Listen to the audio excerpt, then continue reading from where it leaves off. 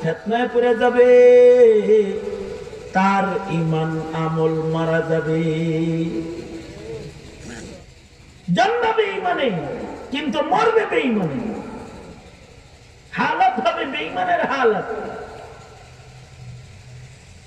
এ কারণে এই আখেরি জামানা তো ফিতনা বেশি হবে। আল্লাহর রাসূল বলেছেন, জামানায়ে নবুয়ত থেকে যত দূরে যাবার, কিয়ামতের যত কাছে যাবা তত ফিতনা বেশি হইবে। কিতাবুল ফিতান মুহাদ্দিসরা আলাদা অধ্যায় ফিতনার অধ্যায় পড়ায় কিতাবের মধ্যে। থোড়াই এগুলি টুকটুকি বাজাইছে, কোনো কাম নাই। বছরের পর বছর ফিতনার উপরে তাকরীর হয়, লেখাপড়া হয়। কি লেখা? উম্মতের মুসলিম কালমাওয়ালাদেরকে ফিতনার থেকে বাঁচাইবার লেখা।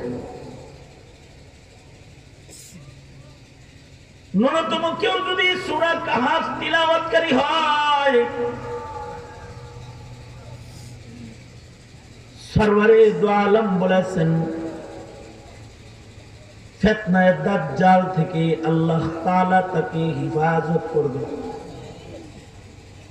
এই কারণে আমাদের বড়রা বলেন, সুন্নত ইয়াউমুল জুমআয় তিলাওয়াতে কাহাফ কিন্তু তোমরা প্রতিদিন পড়ো। যদি পারো প্রতিদিন পড়ো। যত বেশি সূরা কাহফের তিলাওয়াত করবে,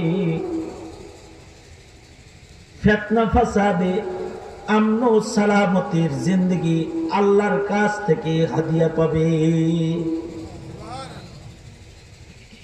সূরা কাহফ তিলাওয়াত করার আদত করা। সূরা কাহফ পড়ার লেগে তো কোরআন শিখতে হয়।